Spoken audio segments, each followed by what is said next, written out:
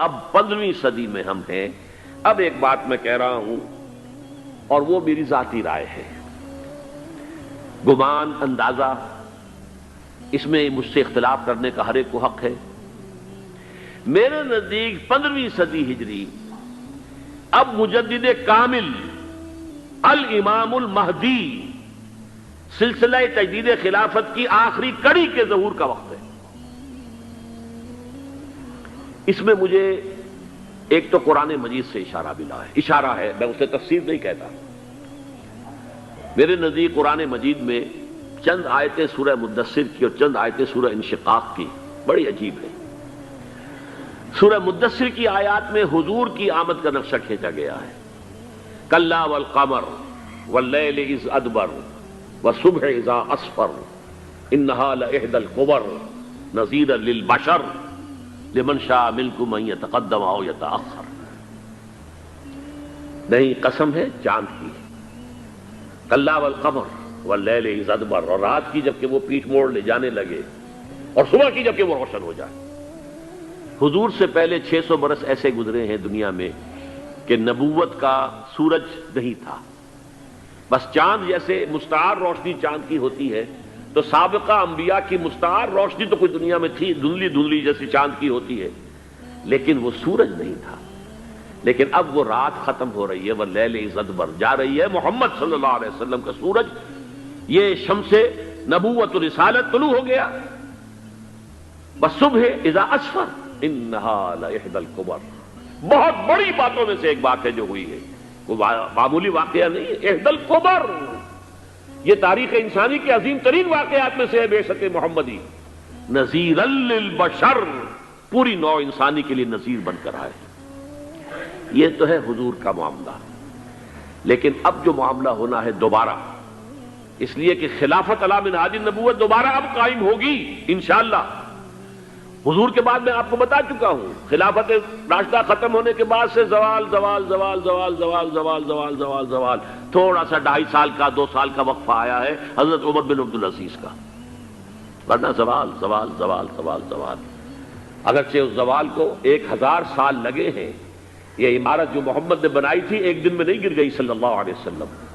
کھنڈر بتا رہے ہیں عمارت عظیم تھی. 1000 سال کے بعد پھر یورپ کے سیلاب نے آ کر اس کو گرایا ہے اور ختم کیا ہے، ورنہ 1000 سال تک سطوت و شوکت کے ساتھ امت مسلمہ تو موجود رہی ہے، چاہے اسلام جو ہے وہ حکومت کی سطح پر موجود نہیں تھا. بہرحال اب جو اس کا دور آیا ہے دوبارہ خلافت علی منہاج النبوہ کا دور، اس کا نقشہ سورہ انشقاق میں کھینچا گیا ہے. فلا اقسم بالشفق. اب دیکھیے سورج غروب ہو گیا. حضور کی بعثت کے وقت وہ سورج رسالت طلوع ہوا تھا، اب وہ سورج غروب ہو چکا ہے. سورج کے غروب ہونے کے بعد صرف روشنی رہ جاتی ہے شفق کی، سرخ سی، بس وہی باقی رہ گئی. اور باقی کیا رہ گیا؟ بدا الاسلام غریبا ویسعود کما بدا فطوبی للغرباء. فلا اقسم بالشفق واللیل وما وسق، رات کی سی تاریکی ہے اور جو کچھ اس نے اپنے اندر جمع کر لیا ہے. والقمر اذا اتسق، اور قسم ہے چاند کی جب کہ وہ بھر جائے. پورا بھرتا ہے کتنے دنوں میں؟ 14 دن میں.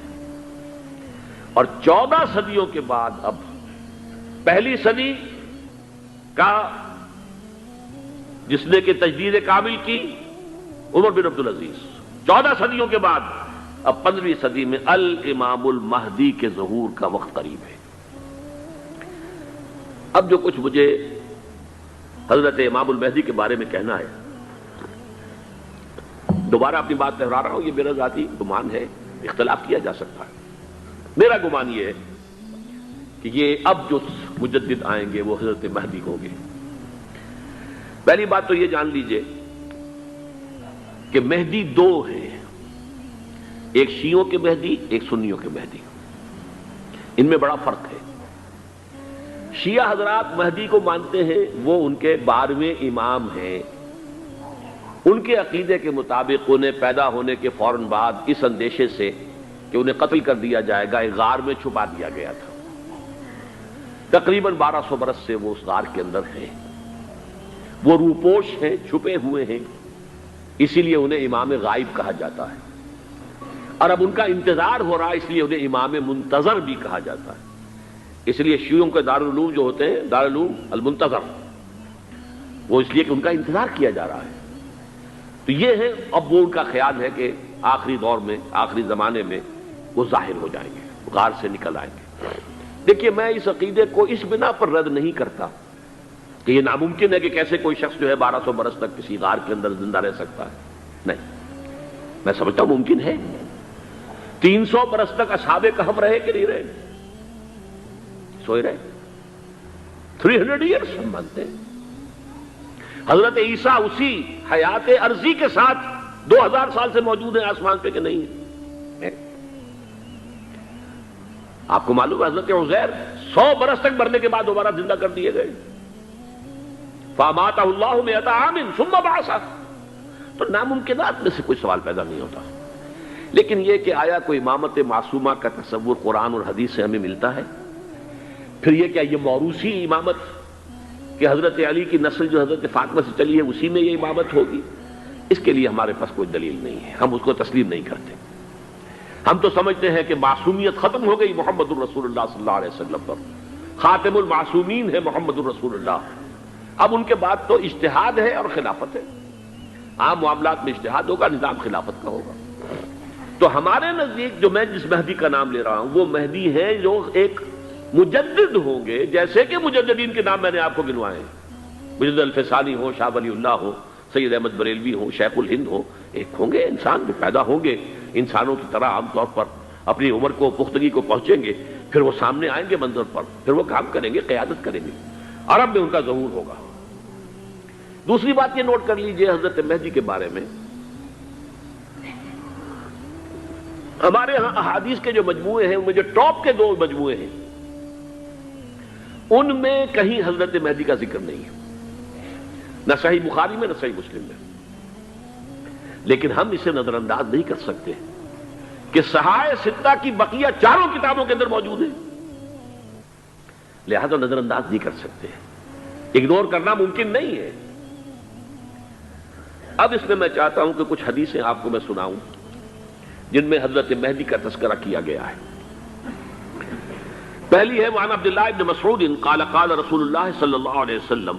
حضرت عبداللہ ابن مسعود سے روایت ہے، وہ فرماتے ہیں کہ حضور نے ارشاد فرمایا لا تذهب الدنيا حتى يملك العرب رجل من اہل بیتی. یہ دنیا ختم نہیں ہوگی جب تک کہ عرب پر میرے اہل بیت میں سے ایک شخص کی حکومت قائم نہ ہو. اور آپ کو معلوم ہے کہ آج تک عرب پر حضور کے اہل بیت کی کوئی حکومت قائم نہیں ہوئی. اور جب قائم ہوئی بھی تھی حضرت علی کو اگر شمار کیا جائے، اس لیے کہ حضور نے وہ جو مشہور واقعہ ہے کہ ایک چادر میں لے لیا تھا حضرت علی کو اور حضرت فاطمہ اور حضرات حسنین کو، اللہم ہؤلاء اہل بیتی، اے اللہ یہ بھی میرے اہل بیت ہیں. تو حضرت علی کی بھی حکومت منعقد نہیں ہوئی، پورے عالم اسلام پر ان کی حکومت نہیں تھی، اس لیے کہ شام اور مصر دونوں صوبے جو ہیں انہوں نے ان کی اطاعت قبول نہیں کی تھی. اس حوالے سے یہ معاملہ ابھی ہونا ہے. لا تذهب الدنيا حتى يملك العرب رجل من اہل بیتی یواطئ اسمہ اسمی. اس کا نام وہی ہوگا جو میرا نام ہے، یعنی محمد صلی اللہ علیہ وسلم. اور ان کا نام بھی، مہدی کا نام بھی محمد ہو. مہدی تو ان کا لقب ہے. یہ ترمذی میں بھی ہے، ابو داؤد میں بھی ہے، سنن ابی داؤد، جامع ترمذی. بلکہ ابو داؤد میں ایک اور روایت ہے، قال حضور نے فرمایا لو لم يبقى من الدنيا الا يوم. اگر دنیا کی زندگی میں سے کچھ بھی نہ بچے سوائے ایک دن کے، لطول اللہ تعالی ذلك اليوم، تو اللہ تعالیٰ اس دن کو لمبا کر دے گا، حتی یبعث فیہ رجلا منی، یہاں تک کہ میرے خاندان میں سے ایک شخص کو اٹھائے گا، من اہل بیتی، میرے اہل بیت میں سے، یواطئ اسمہ اسمی و اسم ابی ہے اسم ابی، جس کا نام میرے نام پر ہوگا، جس کے والد کا نام میرے والد کے نام پر ہوگا. محمد ابن عبداللہ ان کا نام ہوگا. اور وہ یملأ الارض قسطا وعدلا کما ملئت ظلما وجورا، وہ سرزمین عرب کو عدل اور انصاف سے اسی طرح بھر دیں گے جیسے کہ وہ ظلم اور زیادتی سے بھر چکی ہوگی.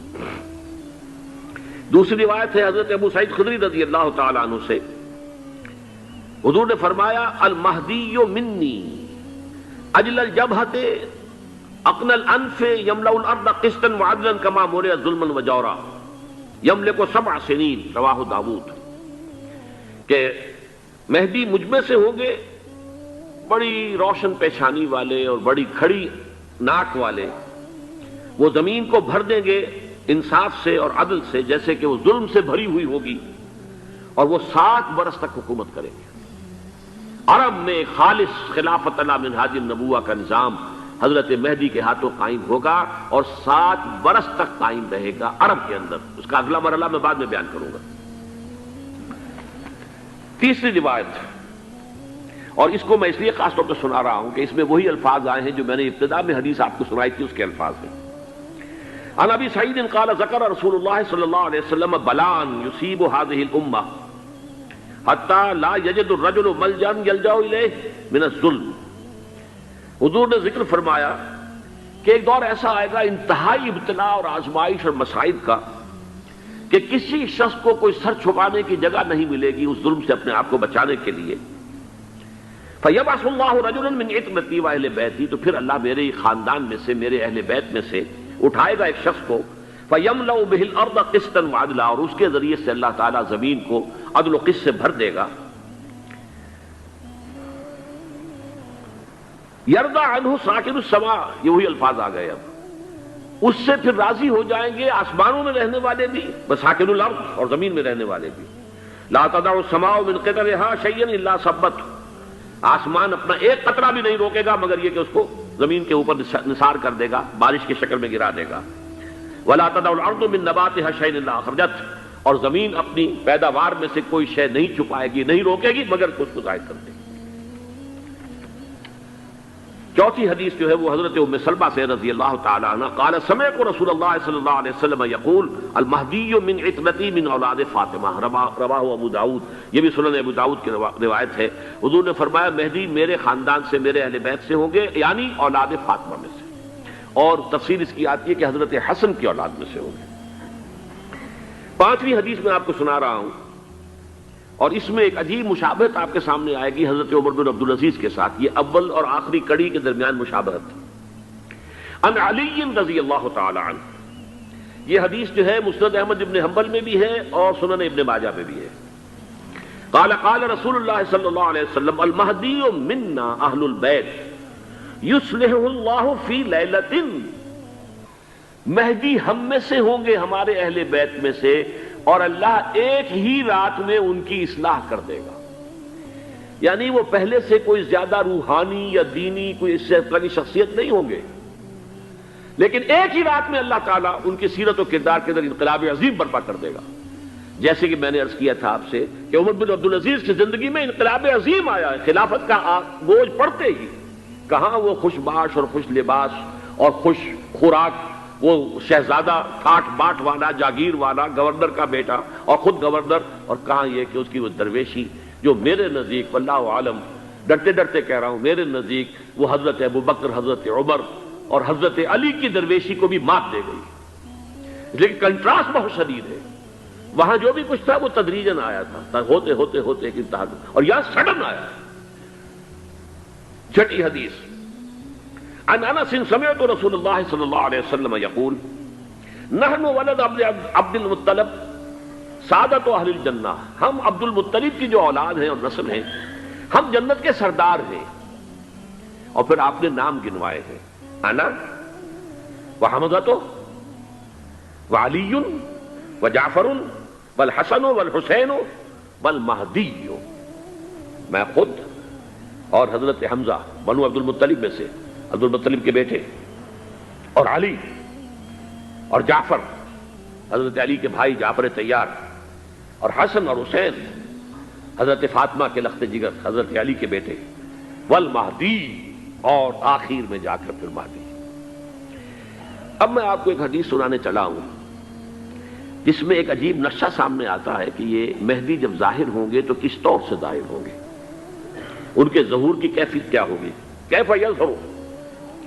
یہ روایت ہے حضرت ام سلمہ سے رضی اللہ تعالی عنہ، حضور کی زوجہ محترمہ ہے، فرماتی ہیں ام سلمہ عن النبی صلی اللہ علیہ وسلم قال یکون اختلاف عند موت خلیفۃ،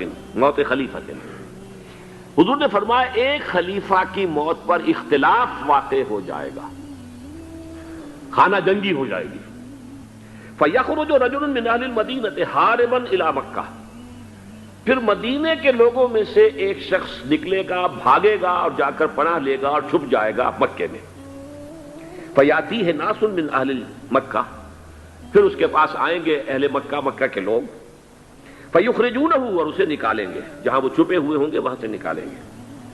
وہو کارہ، اور وہ بالکل اس کو پسند نہیں کر رہے ہوں گے، نہ وہ خواہش مند ہوں گے کہ ان کے وہ ہاتھ پر بیعت کی جائے، نہ وہ یہ چاہیں گے کہ وہ میدان میں آئیں اور ان کو جو ہے اپنا لیڈر مانا جائے. وہو کارہ فیبایعونہ بین الرکن والمقام، لیکن لوگ جو ہے پھر اصرار کے ساتھ ان کے ہاتھ پر بیعت کریں گے رکن اور مقام کے درمیان. رکن وہ کونا ہے خانہ کعبہ کا جس میں حجر اسود لگا ہوا ہے، اور مقام ابراہیم جو ہے، ان دونوں کے مابین جو یہ علاقہ ہے یہاں پر وہ بیعت ہوگی.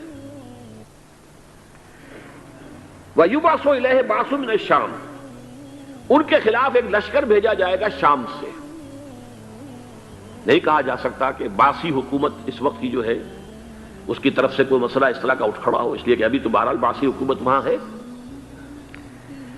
فَيُخْسَفُ بِهِمْ بِالْبَيْضَاءِ بَيْنَ مَكَّةَ وَالْمَدِينَةِ، لیکن اللہ تعالیٰ اس لشکر کو مکے اور مدینے کے درمیان وادی بیضاء میں دھسا دے گا زمین کے اندر پورے کے پورے لشکر کو.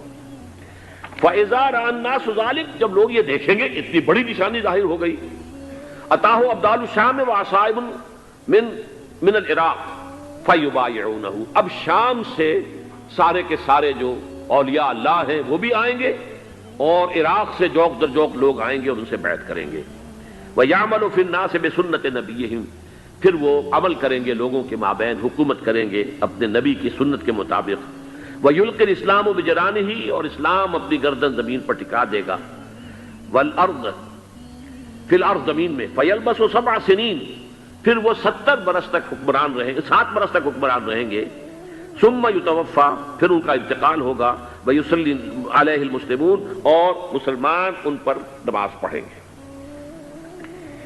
یہ جو میں نے آپ کے سامنے نقشہ کھینچا ہے، اس سے اب میں ایک نتیجہ نکالتا ہوں. اسے بھی میرا گمان کہیے، اختلاف بھی کر سکتے ہیں آپ، اگر اس کو وزنی سمجھے تو قبول بھی کر سکتے ہیں. وہ یہ ہے کہ میرے نزدیک شاہ فہد کے انتقال پر لا محالہ یہ صورتحال پیدا ہو جائے. ولی عہد وہاں ہیں عبداللہ بن عبدالعزیز. امریکہ کو وہ پسند نہیں کرتے اور امریکہ انہیں پسند نہیں کرتا. یہ بالکل تش تش بام ہے. امریکہ نے لازماً جس طریقے سے اپنے پنجے گاڑے ہیں سعودی عرب کے اندر، اپنا فوجی اڈا بنایا ہے، تو آسانی کے ساتھ وہاں سے اپنے پنجے ہٹانے کے لیے تیار نہیں. ایک حدیث میں آتا ہے قرن الشیطان، نجد سے شیطان کا سینگ برآمد ہوگا. وہ شیطان کا سینگ ہے. جو میزائل وہاں پر لگے ہوئے ہوں گے اس وقت در حقیقت وہ سارے کے سارے جو ہیں وہ شیطان کے سینگ ہیں. بہرحال کوشش وہ کرے گا کہ جیسے کہ اس نے جارڈن میں کیا، کتنے عرصے سے وہاں شاہ حسین کا چھوٹا بھائی حسن جو ہے وہ ولی عہد تھا، عین وقت کے اوپر آ کر، اور پتہ نہیں کیسی کیسی دوائیاں دے کر اسے لے کر آئے ہیں شاہ حسین کو، مرتے ہوئے کو تھوڑی دیر زندہ رکھنے کے لیے، اور وہ تبدیلی کروا کر جو ہے واپس لے گئے ہیں. تو یہ معاملہ ہوا ہے، تبدیلی کروا دی، وہاں تو ہو گئی آرام سے، کوئی بات نہیں. بحرین میں بھی غالباً ایسا ہی معاملہ ہوا ہے، واللہ عالم. مجھے یاد پڑتا ہے کہ وہ چاہتے ہیں کہ ہمارا پسند کا آدمی آئے. اگر سعودی عرب میں یہ کام کیا گیا تو اس کا لازمی نتیجہ خانہ جنگی ہوگا، اس لیے کہ وہاں کی روایت یہ بڑی سخت ہے، بڑی پختہ ہے. پھر یہ کہ وہاں جو ہے امیر عبداللہ جو ہے، جو وہاں پر اگرچہ سپہ سالار وہ نہیں ہے، کمانڈر ان چیف وہ نہیں ہے، کمانڈر ان چیف تو کوئی اور ہے، لیکن الحرس الوطنی جو ہے، نیشنل گارڈز، بہت بڑی فورس ہے. وہ اصل بیڈوین فورس جو ہے صحرا کے لوگوں کی، عرب فورس، وہ در حقیقت الحرس الوطنی ہے، نیشنل گارڈ ہے، اور اس کا کمانڈر ان چیف یہ ہے امیر عبداللہ. تو لازماً یہ شکل جو ہے پوری ہو کر رہے گی. جیسے ہی یہ معاملہ ہوا شاہ فہد کے انتقال کا، تو یہ اختلاف ہوگا، خانہ جنگی ہوگی. پھر کوئی اللہ کا بندہ جو ہوگا، میرے نزدیک، میں آج سے کوئی 6-7 سال پہلے سالانہ اجتماع تھا تنظیم اسلامی کا راولپنڈی میں، میں نے اس وقت وہاں کہا تھا، اس سے ذرا اخبارات میں بھی کچھ وہ کنٹروورسی آئی تھی کہ میرے نزدیک امام مہدی پیدا ہو چکے ہیں، ان کے ظہور کا وقت قریب ہے. اور اس کی تھوڑی سی بات میں مجھے معلوم ہوا کہ جین ڈکسن غالباً نام ہے امریکن اس کا، جس نے یہ پیشن کوئی خبر دی تھی کہ 1962 میں عالم عرب میں ایک بچہ پیدا ہوا ہے کہ جو وہاں کا نقشہ بدل کر رکھ دے گا. یہ جین ڈکسن کی غالباً پیشن گوئی ہے. بہرحال مجھے اس کی پیشن گوئی سے کوئی دلچسپی نہیں ہے. میں تو جو احوال دیکھ رہا ہوں، یعنی اسرائیل کا قائم ہو جانا اور اس کے بعد اب یروشلم کا مسلمانوں کے ہاتھوں سے نکل جانا، اور اب گویا کہ وہ الملحمۃ العظمیٰ جو ہے تلی کھڑی ہے، کسی بھی وقت جو ہے یہ جو ہے وہ لاوا پھٹ سکتا ہے، آتش فشاں پھٹ سکتا ہے. تو یہ تمام حالات ایسے ہیں کہ جن کی وجہ سے میں سمجھتا ہوں کہ ایک تو جو قرآن مجید کے اشارات میں نے آپ کو بتائے، 14 صدیاں 14 دن میں چاند کا پورا ہونا، والقمر اذا اتسق، 14 دن میں 14ویں کا چاند. اسی طرح اب یہ 14 صدیوں کے بعد یہ صدی جو 15ویں صدی ہے، یہ در حقیقت ظہور امام مہدی کی صدی ہے. لیکن یہ کہ امام مہدی کی حکومت قائم کرنے کے لیے کون لوگ آئیں گے؟ عرب جو ہیں وہ اندر سے کھوکھلے ہو چکے ہیں. عیاشی نے، دولت نے، پیسے نے، دولت، پیسہ، عیاشی، اس کی وجہ سے کھوکھلے ہو چکے ہیں. یہاں میں آپ کو 2 حدیثیں سنانا چاہتا ہوں.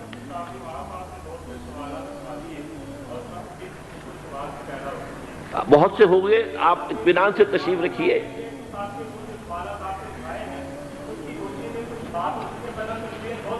بہت ہوگی، بات ہوگی، آپ اس طرح صبر سے سن لیجئے. میں اب تقریباً اپنی گفتگو کے اختتام تک پہنچ رہا ہوں.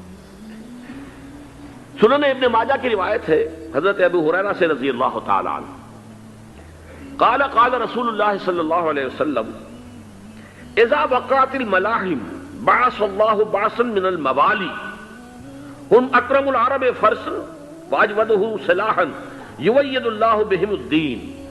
رواہ ابن ماجہ عن ابی ہریرہ رضی اللہ تعالی عنہ. جب ملاحم کا دور شروع ہوگا تو اللہ تعالیٰ اٹھائے گا ایک لشکر یا لشکروں پر لشکر موالی میں سے. موالی کون ہے؟ عربوں نے جب فتح کیا تھا اس پورے علاقے کو خلافت راشدہ کے دوران، اور پھر وہ لوگ جو ہے، ایک رائے تو یہ تھی کہ انہیں غلام بنایا جائے سارے آبادیوں کو، لیکن یہ کہ حضرت عمر کا اجتہاد تھا، اس کے مطابق ان کو غلام نہیں بنایا گیا، تو وہ موالی کی حیثیت رکھتے ہیں. عربوں میں دم نہیں ہے، موالی میں سے لشکر اٹھیں گے کہ جو در حقیقت حضرت مہدی کی حکومت کو قائم کریں گے. دوسری حدیث سنیے عن عبداللہ بن الحارث رضی اللہ تعالی عنہ، اور یہ ابن ماجہ کی روایت ہے. قال قال رسول اللہ صلی اللہ علیہ وسلم یخرج الناس من المشرق فیوطئون للمہدی یعنی سلطانہ. لشکر نکلیں گے، لوگ آئیں گے مشرق سے، اور وہ حضرت مہدی کی حکومت کو جمائیں گے اور قائم کریں گے. اب ذرا نوٹ کیجئے کہ جزیرہ نماء عرب کے مشرق میں کون سے ملک ہیں؟ 3: ایران، افغانستان، پاکستان. یہ 3 سالڈ مسلم ممالک، مسلم آبادی اکثریت. ویسے تو یہ کہ آگے ہندوستان میں 20 کروڑ مسلمان ہیں، لیکن وہ 20 کروڑ جو ہے وہ تو 80 کروڑ کے اندر تحلیل ہو جاتے ہیں غیر مسلموں میں. لیکن یہاں جو معاملہ ہے یہ خالص اکثریت کے. ان میں سے ایران کا معاملہ جہاں تک ہے، نمبر 1 یہ کہ وہ شیعہ عقائد کے حصار میں بند ہے، اس سے ادھر ادھر ہونا اس کے لیے ممکن نہیں. حدیث میں یہ بھی آتا کہ اصفہان سے 70,000 یہودی دجال کا ساتھ دیں گے. لیکن بہرحال خراسان ایک صوبہ ہے افغانستان کا اس وقت بھی شمال مشرقی کونے میں. مجھے امید ہے وہاں سے خیر کی، کیونکہ خراسان کا لفظ وہاں پہ شامل ہے، اور حضور کی حدیث میں بعد میں آپ کو سناؤں گا کہ خراسان سے فوجیں چلیں گی جو یروشلم کو دوبارہ حاصل کریں گی، فتح کریں گی. جیسے پہلے یروشلم کھویا عربوں نے تھا، دوبارہ حاصل کیا تھا کرد نے، کرد خون صلاح الدین ایوبی رحمت اللہ علیہ، ایسے اب پھر عربوں نے کھویا ہے، لیکن لینے والے خراسان سے لشکر آئیں گے. یخرج من خراسان رایات سود لا یردھا شیء حتی تنصب بإیلیا. خراسان کے علاقے سے کالے علم لے کر لشکر چلیں گے جن کے رخ کو کوئی موڑ نہیں سکے گا جب تک کہ وہ جا کر یروشلم میں نصب نہ ہو جائے. اس کے بعد نام آتا ہے پاکستان کا. یہ ہے میری اور آپ کی داستان، اور یہ ہے سبب جس کی وجہ سے کہ میں آپ سے یہ گفتگو کر رہا ہوں. اصل میں تو کس لیے؟ محض ایک علمی استفادہ، محض اپنی بات آراء کو ظاہر کرنے کا شوق نہیں، بلکہ یہ کہ اپنی ذمہ داری ہم پہچانیں کہ ہم کس مقام پر کھڑے ہیں. دیکھیے، اس پاکستان کے بارے میں یا ہندوستان کے بارے میں علامہ اقبال نے کہا تھا اپنے ترانہ ملی میں، میرے عرب کو آئی ٹھنڈی ہوا جہاں سے، میرا وطن وہی ہے، میرا وطن وہی ہے. اور مجھے بتایا گیا کہ سنن ابی داؤد میں یہ روایت موجود ہے کہ حضور نے فرمایا کہ ہندوستان کی طرف سے مجھے ٹھنڈی ہوا آتی، اگرچہ مجھے وہ حدیث ابھی نہیں ملی ہے، لیکن حزب التحریر کا ایک کارڈ مجھے ملا تھا تو اس میں اس حدیث کا اور اس میں ابو داؤد کا روایت کا حوالہ موجود تھا. لیکن میں جو چیز آپ کو بتا چکا ہوں وہ یہ کہ الف ثانی کا پورا تجدیدی کارنامہ اس ہندوستان کی سرزمین میں ہوا. مجدد الف ثانی شیخ احمد سرندی، شاہ ولی اللہ دہلوی، سید احمد بریلوی، وہ تو ہمارے پاکستان میں آ کر جو ہے ان کا خون جذب ہوا ارض پاکستان میں. پھر شیخ الہند مولانا محمود حسن. تحریک خلافت چلی تو صرف ہندوستان میں چلی اور کہیں نہیں چلی.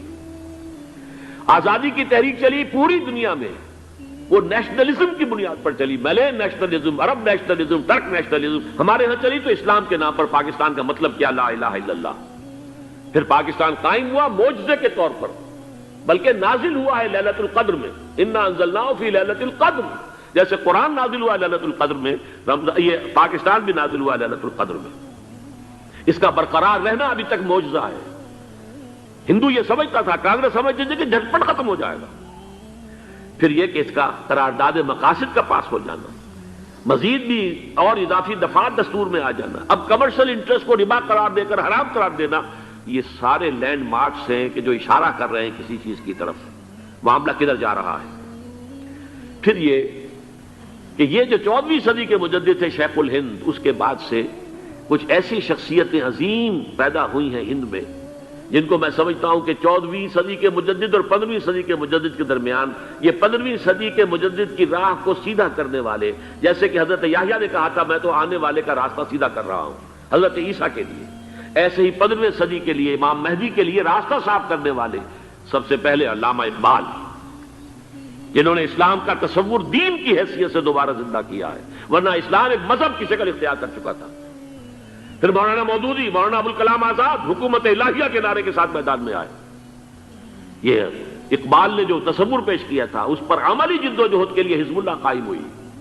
نوٹ کر لیجئے 11 برس کا فرق ہے عمر کا علامہ اقبال کے اور ابوالکلام کے. اور 1913 میں جب حزب اللہ قائم کی ہے اس وقت علامہ اقبال کی ملی شاعری اپنے عروج کو پہنچ چکی تھی. پھر یہ کہ علامہ اقبال کے بعد تعمیل جو ہے اس کام کی وہ ابوالکلام نے کی، لیکن روایتی علماء کی شدید مخالفت کی وجہ سے وہ بددل ہو کر چھوڑ گئے، کانگریس میں شامل ہو گئے، بساط جو ہے حزب اللہ کی انہوں نے لپیٹ دی. پھر مولانا مودودی آئے، انہوں نے وہ ڈور جو ہے اس کا سرا تھاما، جماعت اسلامی قائم کی حکومت الہیہ ہی کے قیام کے لیے. اگرچہ میرے نزدیک یہ کہ وہ انتخابی اور ایک قومی سیاست کی ایک جماعت بن کر پاکستان میں جو ہے دلدل میں پھنس گئی ہے، اب ہم اس کی کوشش کر رہے ہیں تنظیم اسلامی اور یہ تحریک خلافت جس کے تحت یہ جلسہ ہو رہا ہے. یہ ساری چیزیں وہ ہیں کہ آپ کو سوائے پاکستان کے اور کہیں نہیں ملیں گی پوری دنیا میں. معلوم ہوتا ہے کہ پاکستان کو بہت بڑا رول پلے کرنا ہے اس میں، اور اس کے ساتھ اب جمع کر لیجئے افغانستان کی عمارت افغانستان، اسلامی عمارت افغانستان قائم ہو چکی ہے. یہ پچھلے 20 سالوں میں جو کچھ وہاں ہوتا رہا ہے اس سے پہلے تصور نہیں ہو سکتا تھا. کابل جو ہے وہ تو جیسے پیرس کا تمدن تھا ویسے کابل کا تھا، وہی لباس، وہی سکرٹس.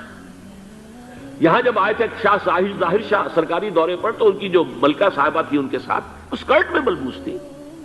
کابل جو ہے وہ بالکل ایک پیرس کی طرح کا شہر تھا. آج کابل جو ہے جا کر دیکھیے، علامہ اقبال کے فرزند بھی دیکھ کر آئے ہیں، تو اگرچہ وہ خود میں سمجھتا ہوں کہ خاصے انہیں آپ لبرل کہیں، آزاد خیال کہیں، لیکن اس درجے متاثر ہو کر آئے تھے کہ انہوں نے یہ کہا افغانستان میں جو میں نے حالات دیکھے ہیں کہ اگر 2-4 اور مسلمان ملکوں کے اندر یہ نظام قائم ہو جائے تو پوری دنیا مسلمان ہو جائے گی. یہ سب کچھ کیسے ہو رہا ہے؟ یہ آنے والے دور کی جھلکیاں ہیں. Coming events are casting their shadows before. یہ سب بتا رہے ہیں کہ پاکستان افغانستان کو مل کر اس میں کوئی عظیم رول پلے کرنا ہے.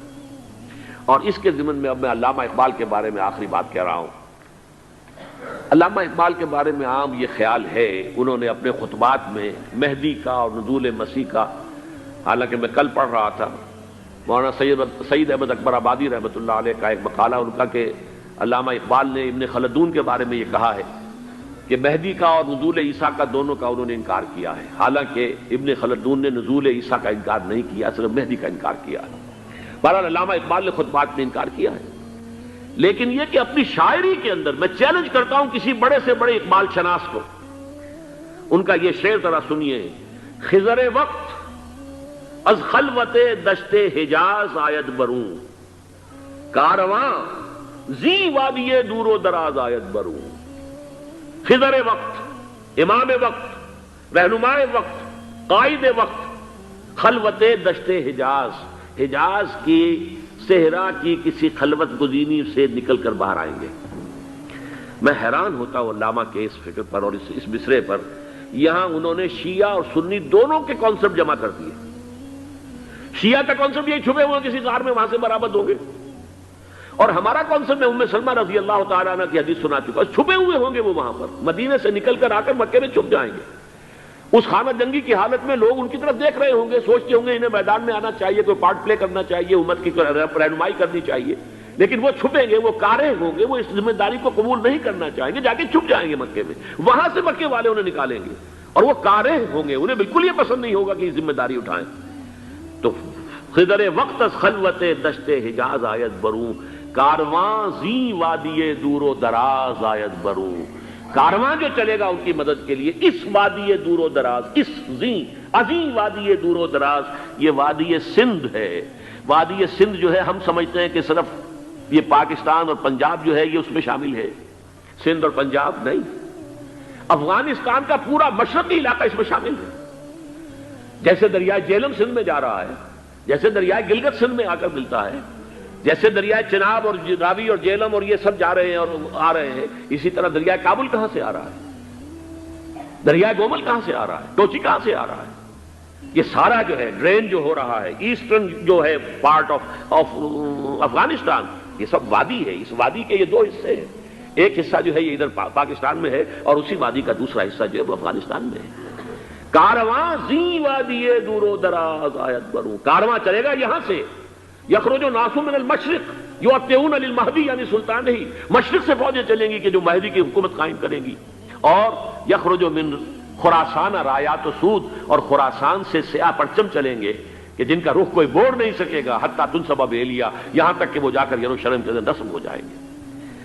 حضرات، میں ایک میری گفتگو کا حصہ باقی تھا لیکن میں اسے چھوڑ رہا ہوں، اس لیے کہ گلوبلائزیشن جو اس کی ہوگی، جو خلافت علی منہاج النبوہ کی تجرید کامل حضرت مہدی کے ہاتھوں عرب میں ہوگی، اس سے پہلے اس کے لیے محنت، کوشش، جد و جہد پاکستان اور افغانستان میں ہو چکی ہوگی جو اسے سپورٹ کرے گی اور وہاں جا کر حکومت قائم کرے گی۔ اس کے بعد گلوبلائزیشن کا جو مرحلہ اس کا ہے وہ حضرت مہدی کے ہاتھوں نہیں ہے، وہ حضرت عیسیٰ ابن مریم ان کے نزول کے بعد ہے، جن کے نزول کے بعد دجال کا خاتمہ ہوگا اور یہودیوں کا استحصال ہوگا، مسلمانوں پر بھی بڑی تکالیف عربوں پر آئیں گی، شدائد آئیں گے، لیکن یہ وہ میں حصہ جو اپنی گفتگو کا آج چھوڑ رہا ہوں اس لیے کہ میں دیکھ رہا ہوں کہ بعض حضرات کا صبر کا پیمانہ اب لبریز ہو رہا ہے، تو میں اس حصے کو پھر ملتوی رکھتا ہوں کسی دوسری محفل اور کسی دوسری مجلس اور نشست پر۔